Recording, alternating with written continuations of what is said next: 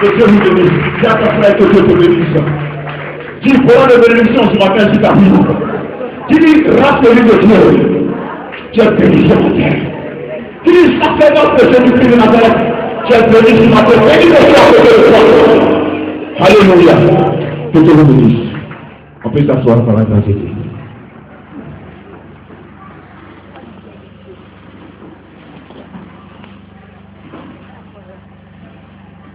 Gloire à Dieu. Je bénis Dieu ce matin parce que vraiment il y a longtemps je n'ai pas prêché. Ça fait plus de 3 mois. Et je sais que par la grâce de Dieu ce matin, allez, parce qu'avec Dieu, on fait toujours des exploits. Alléluia. Bien-aimés, frères et sœurs, la vie est devenue tellement difficile qu'on ne sait même plus à quel feu se vouer. Le taux de chômage atteint aujourd'hui un seuil tolérable. Les statistiques parlent même de 5 millions de chômeurs en Côte d'Ivoire. Le panier de la ménagère se vide de plus en plus. Et le citoyen lambda n'arrive même plus à manger à sa faim et à se soigner. Et les salaires même des travailleurs ne connaissent pas d'augmentation depuis plus d'une décennie. Et tout le monde est désespéré. Et le désespoir a fini par s'installer, par gagner le cœur des citoyens. Et les enfants de Dieu ne sont pas en reste de cette situation. Alors, on a comme l'impression que nos prières n'arrivent même plus à faire changer qualitativement notre quotidien. Et certains même vont jusqu'à chercher des raccourcis dans la magouille, dans la tromperie, dans la corruption, dans l'enrichissement illicite. Et que sais-je encore? Tout ça, parce qu'on est désespéré.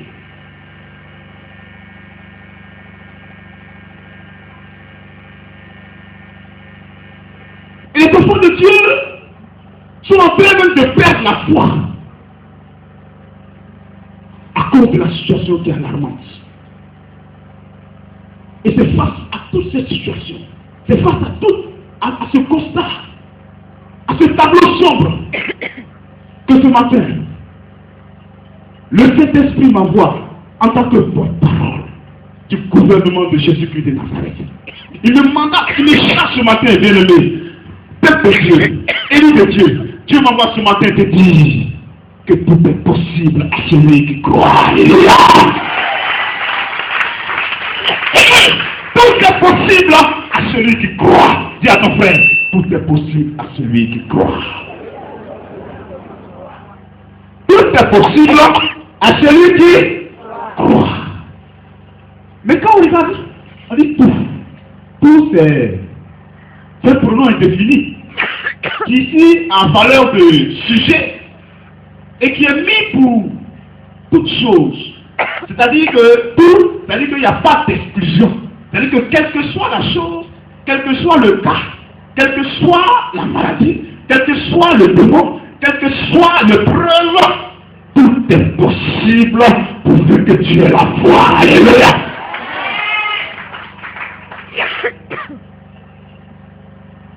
Amen.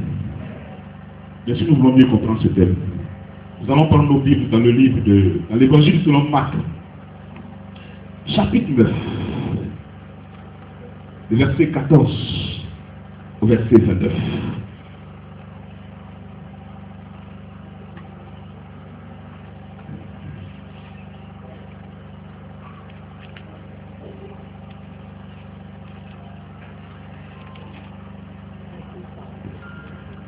Je lis la parole de Dieu. Lorsqu'il fut arrivé près des disciples, il vit autour d'eux une grande foule et des scribes qui discutaient avec eux. Dès que la foule vit Jésus, elle fut surprise et accourut pour le saluer. Il leur demanda, de quoi discutez-vous avec eux? Et un homme de la foule lui répondit, Maître, j'ai amené auprès de toi mon fils qui est possédé d'un esprit muet. En quelque lieu qu'il le saisit, il le jette par terre. L'enfant écume, grince ses dents et devient tout raide. J'ai prié tes disciples de chasser l'esprit et ils n'ont pas pu. Race incrédule,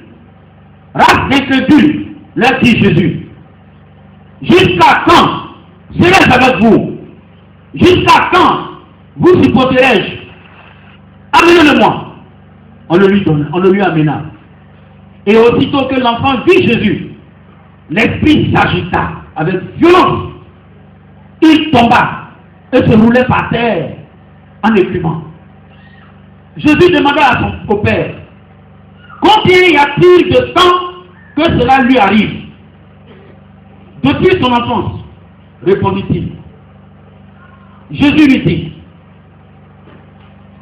non pardon, et souvent l'esprit l'a jeté dans le feu et dans l'eau pour le faire périr. Mais si tu fais quelque chose, viens à notre secours, aie compassion de nous. Jésus lui dit, si tu peux, tout est possible à celui qui croit. Jésus a dit quoi? Reprends le verset 23. Si tu peux, non, ça dit quoi? Faut l'intonation là. Voilà. Il dit, si tu peux, tout est possible à celui qui croit. Aussitôt, si tu peux, tout est possible à celui qui croit. Aussitôt, le père de l'enfant s'écria, je crois! Viens au secours de nous, de mon incrédulité. Jésus, voyant accourir la foule, menaça l'esprit impur et lui dit, esprit muet et sourd, je te l'ordonne, sors de cet enfant et n'y rentre plus. Et il sortit en poussant des cris et en l'agitant avec une grande violence. L'enfant devint comme mort, de sorte que plusieurs disaient qu'il était mort.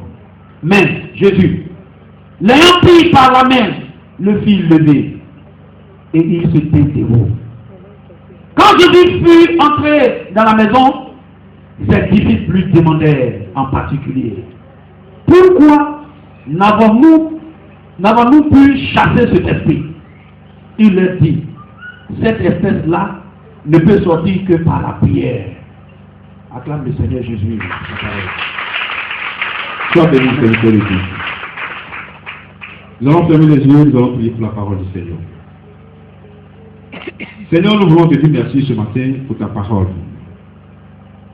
Je prie que ce matin, tu disposes notre cœur, notre esprit, et que tu nous donnes la sagesse de Dieu, que tu nous donnes l'Esprit de Dieu pour que véritablement nous puissions comprendre cette parole.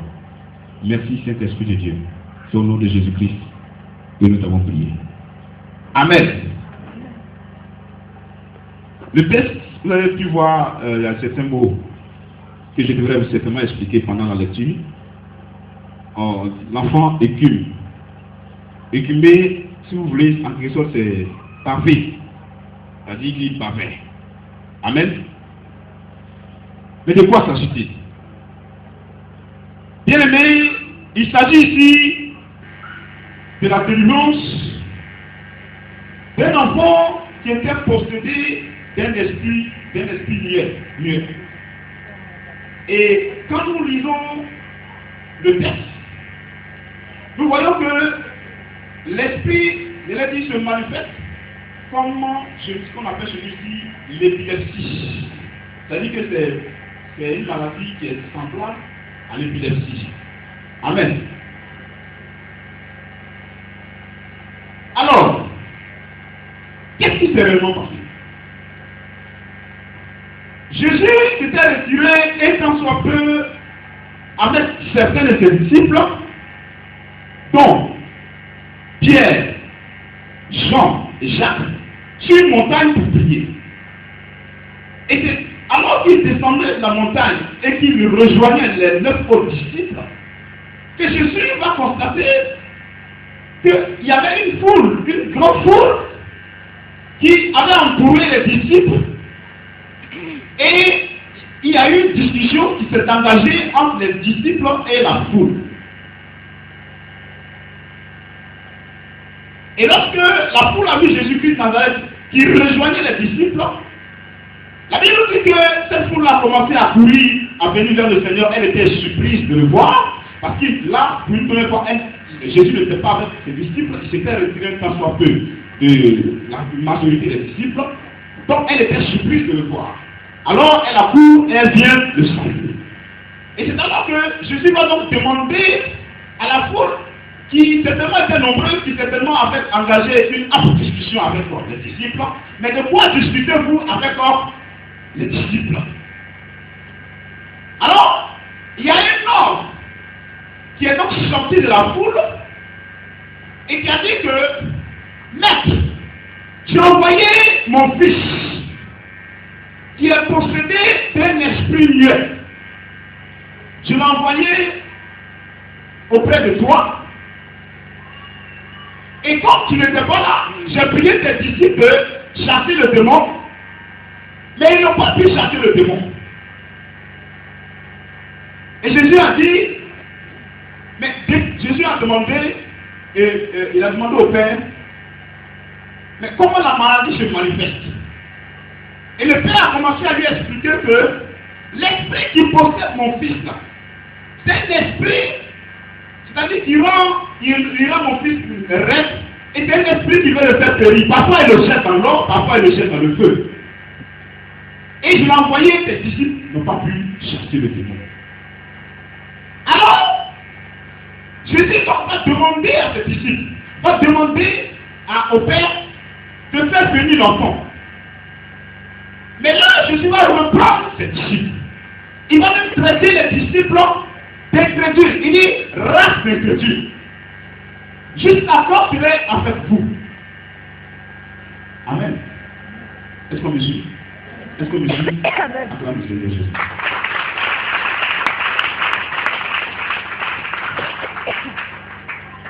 Et il va envoyer l'enfant à Jésus.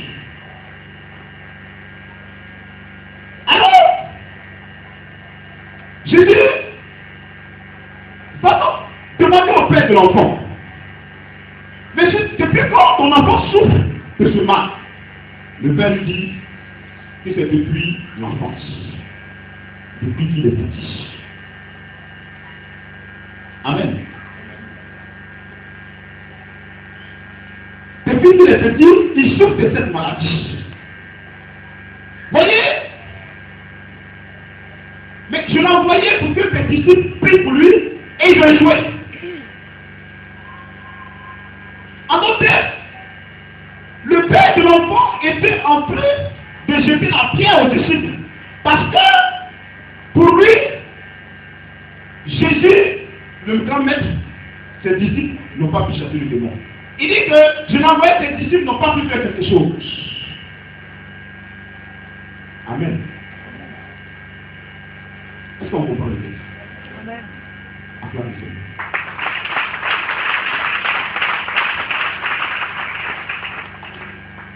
Et il dit, si tu peux quelque chose, il dit si tu peux quelque chose. Mais vous voyez bien, Jésus a interrompu même. Parce que le monsieur en question pensait que le fait que les disciples ont échoué dans la délivrance, c'est-à-dire que pour lui, c'est-à-dire qu'il ne voit même pas lui-même sa part de responsabilité dans ce qui est arrivé. Pour lui, les disciples, c'était ceux-là même qui devraient tout faire. C'est ceux-là même qui ne devraient pas échouer devant ce cas de délivrance. Oui, il n'a pas tort de penser ici. Parce que la Bible nous dit, dans le livre de Luc, le chapitre 10, verset 19, la parole de Dieu nous dit que, voici, je vous ai donné le pouvoir de marcher sur les serpents, sur les scorpions et sur toute la puissance des ennemis, et rien ne pourra vous nuire. Et au verset, oui, le verset qui suit le verset 20 précisément, il dit cependant, ne vous réjouissez pas de ce que les démons, les esprits vous sont soumis, mais réjouissez-vous de ce que vos noms sont écrits dans les cieux, dans le livre de vie, dans le livre céleste. Alléluia. Amen. Donc, on regarde la parole de Dieu. Les chefs même pour un enfant de Dieu, dans un cas de délivrance, je l'ai dit que c'est sacrilège. C'est un sacrilège. Parce que c'est ce qui est évident. J'accepte moi. Ça, c'est la plus petite chose. Au regard de la parole de Dieu, et qui puisse faire. Mais voilà que le disciple Dieu. Il me jouit certainement parce que ce qui était évident n'est pas devenu évident, parce qu'il y a quelque chose qui n'allait pas. Parce qu'il n'était pas certainement dans les dispositions spirituelles. Parce qu'il y avait quelque chose de bizarre qui faisait que le démon ne les écoutait pas. Ne les écoutait pas. Ce qui faisait qu'il n'aurait pas pu chasser l'esprit. Mais regardez, qu'est-ce qu'il a dit? Lorsque le père de l'enfant a envoyé l'enfant à Jésus-Christ de Nazareth, avant même que Jésus ne parle au démon, avant même que Jésus ne dise toute chose, il y a eu quoi? Quelque chose s'est passé. Dit quelque chose s'est passé. Il dit que dès que l'enfant a vu Jésus, dès que le démon a vu Jésus, il a su que là, vraiment, il y a quelque chose. Il y a quelque chose qui va se passer. La Bible dit que l'esprit a commencé à se manifester. Il a commencé à s'agiter. Pourquoi? Parce que Jésus, à l'instant T, était rempli de la puissance de Dieu. Était la coupe débordée de l'onction de Dieu. Il avait la puissance de Dieu. Cette puissance qui est par là, devant la terre, tous ses nous fléchis. Et tout notre confesse qu'il est Seigneur à la gloire de Dieu le Père. Parce qu'il est Dieu. Alléluia. Et les démons ont commencé à trembler. Et Jésus a dit, oui, quel est l'esprit? Il dit non, maître, c'est un esprit bien. Mais ce qui m'a plu, c'est le verset de 3. Quand Jésus lui a dit, parce qu'il pensait, comme il pensait que la délivrance dépendait seulement de Jésus, Jésus lui a dit, oui. Il dit quoi? Oui, il dit, si tu peux, il dit quoi, le premier cette partie, il a dit quoi? Oui, si tu peux, et puis la suite, il dit quoi? Dis oh! Comment? Tout est possible à celui qui croit. Alléluia, est-ce qu'on va faire la parole ici? À mon tête, la délivrance de l'enfant se trouve entre les mains de son père. La délivrance de l'enfant. Ça se trouve entre les mains de son père. Acclamez-le.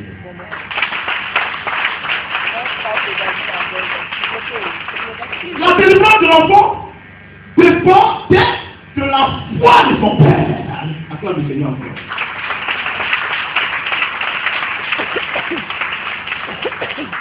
C'est vrai que les disciples ont échoué. Mais ça c'est une première raison, une première cause. Parce que simplement, Jésus a dit grâce à Jésus. Deuxième cause, c'est que le Père lui-même, il manquait de foi. Et c'est pourquoi Jésus va lui donner cette perfection de foi pour lui dire tout est possible à celui qui croit. Et Jésus, quand le Père a compris, il a dit oui, je crois. Dis ce matin, oui, je crois. Oui, je crois. Oui, je crois. Dis avec foi. Oui, je crois. Est-ce que tu peux acclamer le Seigneur?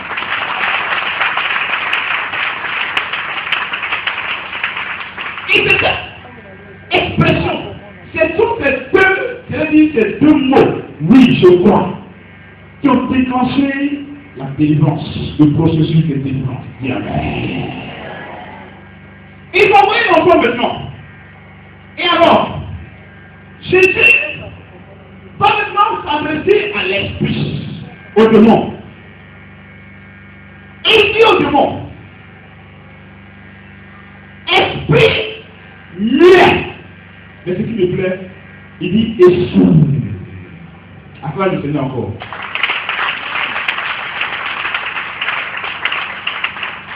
Quand on lit les Écritures, est-ce que le père de l'enfant avait dit à Jésus que l'enfant est sourd? Non, si c'est bien.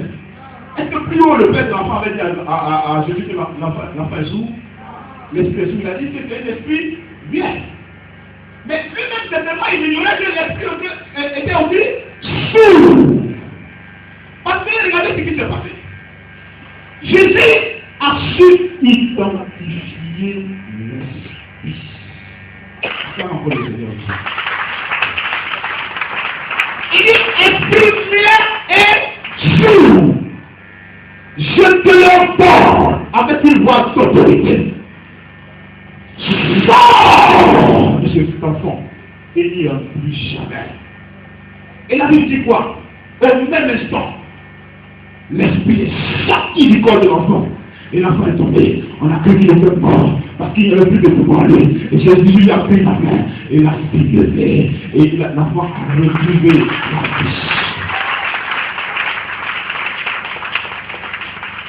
Bien aimé, je vous le rappelle. Pour dire que, en te disant, si tu n'arrives pas à identifier correctement l'esprit en question, tu vas te dépasser. Dis avec. Parce que, je prends un cas banal. Je passe, tu me dis, on fait missionnaire. Je vais te dire, je ne vais pas regarder les yeux. Mais lorsque tu vas dire missionnaire solo, tu vas tourner. Mais il me connaît cette personne-là. Alléluia. Est-ce qu'on passe la vérité? Et c'est la même chose pour les démons. Les démons, il y en a plusieurs. C'est une famille, il y a plusieurs catégories de démons. Et c'est pourquoi la Bible parle même d'autorité, de principauté, de domination, de classification des démons. Il y a des généraux, il y a des caporaux, il y a des colonels, il y a tout. Il y a toutes les catégories. Mais il faut pouvoir les identifier. Il faut pouvoir identifier correctement le démon. Alors, il sait que celui qui me parle là, il me connaît.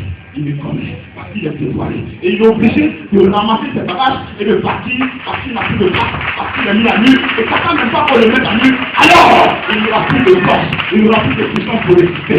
Alléluia. Donc quand je vois les serviteurs de Dieu, et les gens, c'est-à-dire que c'est un peu prière pour toutes les différences. En fait, ici, démonstration. Allez, démonstration. Mais c'est quel démonstration?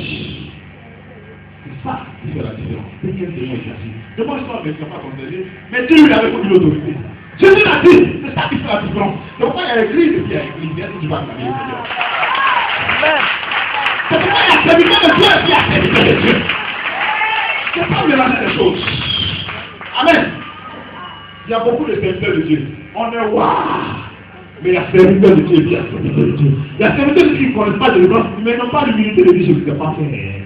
Parce qu'ils pensent qu'à pas de mention serviteur de Dieu, ils peuvent tout. Mais tu ne connais pas tout. Parce que tu n'es pas Dieu. Est-ce que tu peux apprendre les Dieu? Tu dois apprendre. Si tu apprends, Dieu te l'aide. Amen. Et Jésus regarde maintenant les disciples. Et lorsqu'il a regardé les disciples, les disciples ont dit, mais maître, pourquoi nous on est sûr, pourquoi on n'a pas pu chasser le démon?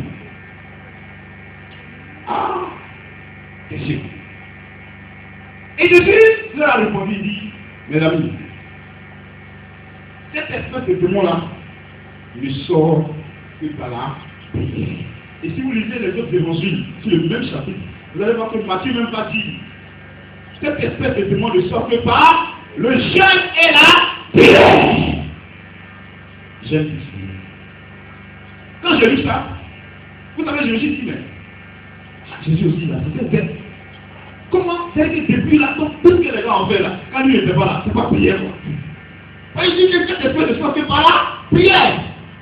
En tout cas, Jésus voulait dire que la prière qui était appropriée en pareille situation, c'est pas cette prière-là qui a été faite.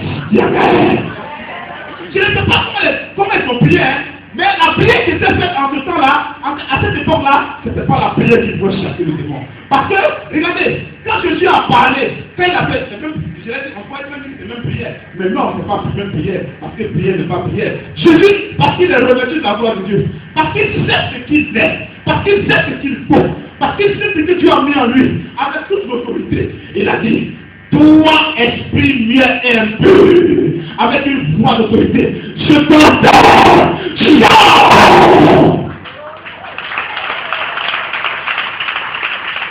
Parce que cette prière est une prière qui était puissante.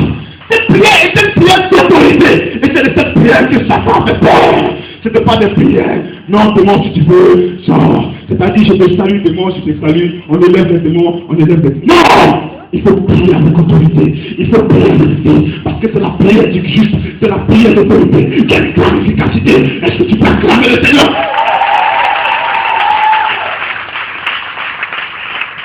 Et je vous encore une parenthèse. Parce que j'ai entendu les chrétiens dire, quand ils voient nous les églises évangéliques en train de prier, ils disent, oh, mais vous là même, vraiment, je ne vous comprends pas. Vous criez, vous ne pouvez pas. C'est vous qui criez partout. Vous venez d'avoir dit, quand on fait un recul là, vous criez. Les combats, les prières de combat, vous criez. Vous êtes violent, vous êtes méchant. Hein? Je leur dis, Père, pardonne-leur, quand ils ne savent pas ce qu'ils disent. Parce que les prières, de toute façon, il y a prière de repentance. Et puis tu viens, Seigneur, pardonne-moi. Et puis il y a l'adoration. Tu viens, oh Seigneur, Seigneur, Dieu. C'est comme ça aussi, la prière de combat. Tu dois être fait, tu dois être fait avec des vies, avec autorité, avec des choses. Acclame le Seigneur.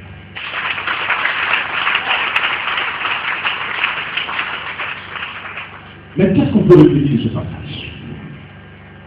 Bien aimé, la première des choses que je voudrais partager avec vous, c'est que l'échec dans la délivrance n'est pas dû au fait que le serviteur de Dieu n'a pas prié bien pour toi. Acclame Dieu pour ça.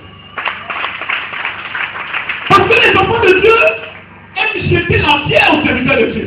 C'est parce que tu n'as pas prié, c'est parce que maman n'a pas bien prié, c'est parce que les serviteurs ne prient pas bien mon sujet, que jusque-là, les portes ne se sont pas encore ouvertes pour moi.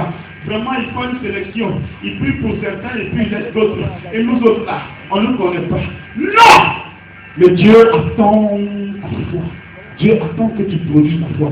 Dieu attend que tu manifestes ta foi. Dieu attend que tu mettes ta foi en action. C'est vrai, le serviteur de Dieu va prier pour toi. Mais toi-même, quelle est ta foi? Parce que laisse-moi te dire qu'il a fallu que d'abord, Jésus fasse une mise au point pour que l'on dise je crois. Et quand il a dit que je crois, c'est alors que la foi de Jésus s'est ajoutée. C'est 1 plus 1 qui est égal à 2. Mais 1 plus 0 égale à 1.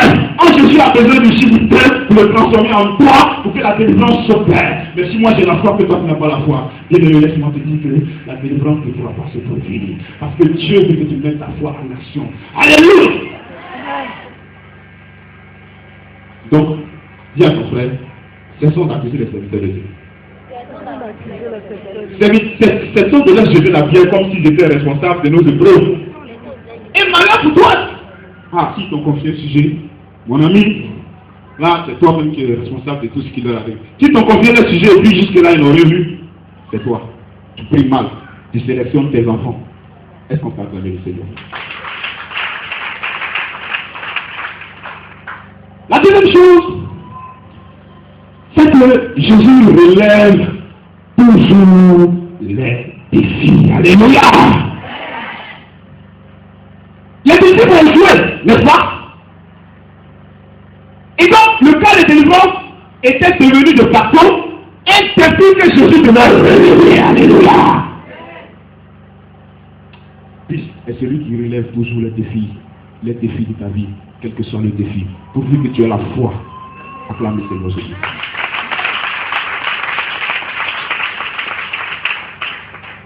Et enfin, je voudrais dire au peuple de Dieu que quel que soit le cas, quel que soit le démon, quelle que soit la maladie, quel que soit le preuve, Jésus est capable de nous délivrer pourvu que nous ayons la foi en lui. Pourvu que tu aies la foi en lui. Tout est possible à celui qui croit. Il n'a pas dit que certaines choses sont possibles. Il n'a pas dit qu'il y a des maladies que c'est possible. Il n'a pas dit qu'il y a des situations, c'est possible, mais les autres ne sont pas possibles. Mais il dit quoi? Tout est possible Acclame Jésus-Christ de Nazareth. Mais pourquoi ce texte là? Bien allez. Les enfants de Dieu, comme je l'ai dit à l'introduction, ont perdu la foi aujourd'hui. Devant les épreuves, en tout cas, les chrétiens n'ont plus sociaux là qui n'ont plus de foi. Ils ont tendance à croire que ça dit que c'est les autres qui doivent faire pour eux. C'est les serviteurs de Dieu qui doivent prier, comme je l'ai dit. Mais ils ne savent pas que eux-mêmes sont les premiers à pouvoir déclencher le processus de guérison de délivrance. Aujourd'hui, les défis auxquels les enfants de Dieu sont confrontés, malheureusement aujourd'hui, les chrétiens, à cause de leur incrédulité, font que réellement, Satan les malmène au maximum. Dis Amen. Quand on prend les foyers chrétiens, on voit que c'est dans les foyers chrétiens qu'il y a plus de palabres, qu'il y a plus de divisions, et que ce sont les chrétiens qui divorcent le plus. Pourquoi? Parce que Satan essaie de malmener les foyers chrétiens, de s'aimer la division. Quand j'entends même des chrétiens qui disent, oui, ce sont mes parents sorciers qui nous ont séparés, ce sont nos parents sorciers qui nous ont séparés. Je dis sacrilège. On est en train de faire l'apologie de Satan. On est en train de faire croire que c'est Satan qui est plus fort que Jésus. Non, c'est faux. Mais tout est possible à celui qui croit. Qu'est-ce que vous avez fait? Est-ce que vous êtes mis ensemble pour prier? Vous avez plutôt fait l'apologie de Satan. Et Satan s'est assis ici votre foyer. Et aujourd'hui vous en souffrez. Amen. Quand on regarde encore aujourd'hui, il y a des gens, ça dit que, comme je l'ai dit, ils ont une fois. Même dans le statistique, parce que c'est vraiment, ils ont échoué une fois, ils ont échoué deux fois, alors c'est fini. Non, c'est que Dieu, ce n'est pas la volonté de Dieu. Et certains qui croient, c'est vrai. Parce que tu allais déposer un dossier dans une entreprise, on ne t'a pas appelé. Tu allais déposer un deuxième dossier dans une autre entreprise, on ne t'a pas appelé. Tu dis non, Dieu ne veut pas que je travaille. Qui t'a dit ça? Dis Dieu mon Dieu. Dieu veut que tu travailles. Si Dieu ne veut pas que tu travailles, il n'allait pas dire, Paul n'allait pas dire en 2 Thessaloniciens 3, le verset 9, que si quelqu'un ne veut pas travailler, qu'il ne mange pas non plus. Parce que la volonté de Dieu pour toi, c'est que tu lui plaises, tu travailles. C'est que tu lui plaises, tu manges à ta bénédiction. Et si tu as pris, bien-aimé, jamais tu ne dois entrer en bénédiction. Toi, accepte la pensée de Dieu pour ta vie. Dis, j'accepte aujourd'hui la pensée de Dieu pour ma vie. J'accepte aujourd'hui la pensée de Dieu pour ma vie. J'accepte le plan de Dieu pour ma vie. Et tu verras la gloire de Dieu. Parce que les chrétiens se minimisent trop. On se minimise. On pense qu'il y a des choses qui ne sont pas possibles. Et ça fait que notre foi prend un coup. On te donne une révélation, on dit, oh, tu seras riche. Dieu, ça va passer par où? Ça va te dire comment? Allez, quand tu vas te montrer, tu es là. C'est pas ça? On dit même que toi, tu te maries, c'est dur. Il n'y a personne même qui vient, tu peux le truc la faire bonjour. Ça ne te même pas. On te regarde même, on ne te voit même pas. Et tu dis, Dieu, ça va passer par où? Oui, ça va passer quelque part. Ça va passer quelque part. Est-ce que tu crois en cela? Est-ce que tu crois en cela? Bien aimé, c'est pas parce que c'est difficile que c'est impossible. Dis Amen. Amen. C'est pas parce que c'est difficile que c'est impossible. Bien aimé, c'est difficile parce que c'est le temps où ça peut être difficile. Mais c'est possible. Dis Amen. Dis c'est possible. Pourvu que je quoi? Tu allais chercher le visa pour l'Europe, pour les États-Unis. Ça n'a pas marché une fois. Ça n'a pas marché deux fois. Parce que tu as compté toutes les relations. Et puis tu as échoué. Mais reviens. Tes relations ont fait quoi? Tu connaissais quel ministre, t'as envoyé ça fait quoi? Tu connaissais quel chargé de mission, t'as envoyé quoi? Tu as compté sur tes relations. Arrête maintenant de compter sur tes relations. Et regarde maintenant à Jésus-Christ de Nazareth. Parce qu'avec lui, tout est possible à celui qui Dieu. Mets ta foi en action. Mets ta foi en action et laisse-toi agir. tu vas déposer tes dossiers. Il ne faut même pas connaître quelqu'un. Pas prendre seulement les renseignements. Tu vas prendre les formulaires, tu remplis. Et tu pries, tu viens, tu déposes ton dossier. Et même en prière. Tu dis, Seigneur, s'ils m'ont dit ça, je vais aller en Italie. Je vais aller en France. Je vais aller aux États-Unis. Il faut signer mon visa. Moi, je ne connais personne, hein, mais je sais que toi que je connais là, c'est que je connais l'ambassadeur des ambassadeurs. Je connais celui-là même qui donne ordre à tous les ambassadeurs de signer le visa. Et tu verras que Dieu va, je l'ai dit, déclencher. Dieu va dérouler le rouleau compresseur du Saint-Esprit de Dieu. Il va mettre le rouleau compresseur du Saint-Esprit en action. Et là, tout ce qui était impossible, tu vas voir que c'est impossible. Parce que là, tu as manifesté une certaine fois. Tu as dit à Dieu, oui, c'est toi. Je vais de toi. Je vais de toi. Et je vais faire de toi. Tout est capable. Tout est possible. C'est pourquoi, Seigneur, tu me regardes qu'à toi. Parce que je sais qu'en fait quelqu'un, je trouve la solution. Je trouve mon visa. Je trouve mon mariage. Je trouve ma santé. Oui. Alléluia. Bien que tu es malade, les médecins échoués. C'est ce qui est normal. Parce qu'ils ne sont pas Dieu. Parce que la chance quand même, c'est Dieu qui a créé la chance. Dis amen. Bien que si les médecins échoués, ce n'est pas Dieu qui a échoué. Dis amen. Si tu vois ton cas, la médecine a échoué, les médecins ont échoué. On t'a dit que tu es stérile, on t'a dit que c'est fini, bien que tu n'as pas encore dit que c'est fini. Mais toi, mets ta foi en action, parce que tout est possible à celui qui croit. Les sorciers ont dit que tu ne vas pas te marier, tu seras vieille femme, tu seras vieille femme, tu seras vieille femme. C'est toi qui vas accompagner les autres au mariage. C'est toi qui vas aller t'embarrer les autres. Mais jamais tu ne seras marié. Jamais tu ne seras marié. Parce que c'est ce qui est dans le monde spirituel pour toi. Mais laisse-moi te dire que tout est possible à celui qui croit. Tout est possible à celui qui croit. Mets ta foi en action. Et laisse-tu agir. Laisse-tu agir. Laisse-tu agir. Alléluia. On a dit que... On a dit quoi? On a dit quoi? Quand on fait réunion maintenant, on dit on ne t'appelle même pas. On t'appelle même pas. Ça prend par la bouche des oreilles qu'il y a réunion. Parce que on dit que tu ne peux pas apporter de valeur ajoutée. C'est pas ça. On dit que ta présence égale à ton enfance. Parce que tu ne peux rien faire. On te finit. Et aujourd'hui, quand même, tu as fini par quitter cette situation. Tu as fini par croire qu'effectivement, toi, tu ne peux rien. Tu as fini par croire que tu ne peux rien apporter. Parce que c'est ce qu'on t'a mis dans la tête. Mais ce matin, je suis venu t'apporter la délivrance de ta tête. La délivrance de ton esprit. Pour que tu enlèves les choses de ton esprit. Amen. Parce que si tu penses que tu ne peux pas, bien laisse-moi te dire que tu ne pourras pas. Mais si tu penses que tu peux avec Jésus-Christ et la maladie, donc c'est possible que tu feras la grâce de Dieu. Amen.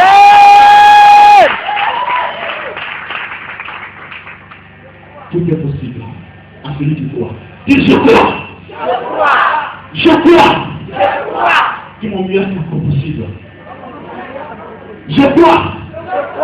Que ma délivrance est possible. Je crois. Que mon mariage se produira. En cette année 2013.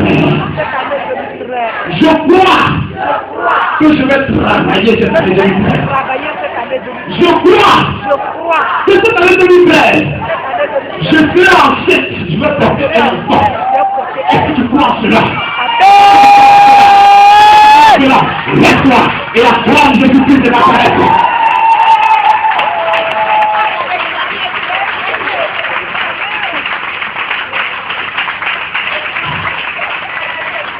Oui, je crois. Oui, je crois qu'elle sera enceinte cette année. Je crois qu'après le mariage, elle sera enceinte par la grâce de Dieu. Je crois.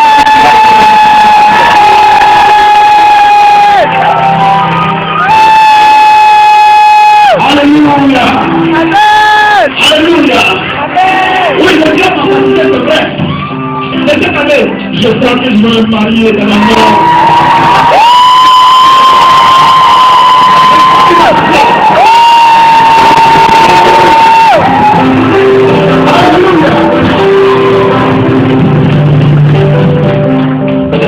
Crois en cela. Parce que Dieu est patient de faire quelque chose. Mais pour que tu sois, on veut que toi tu crois.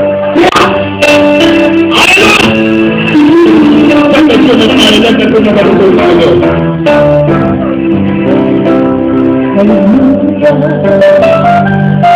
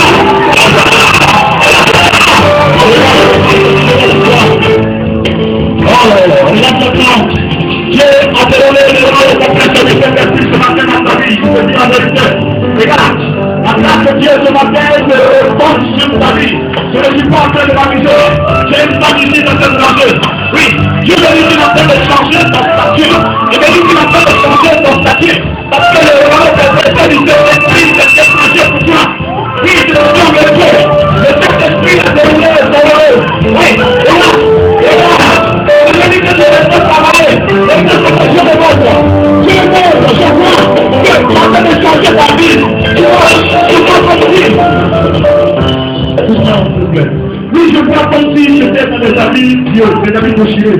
Et je vois comme ça que je vois quelqu'un qui tient des habits neufs et qui est en train de t'appuyer et qui dit que c'est le changement de ton statut. Et il dit que c'est le changement de ton statut.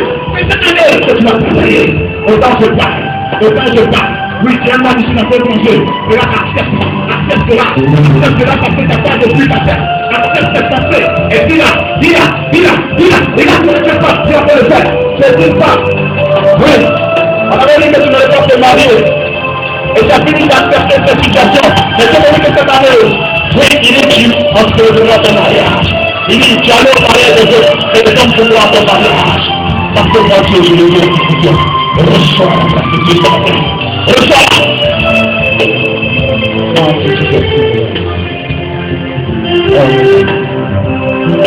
Reçois ta tolérance ce matin.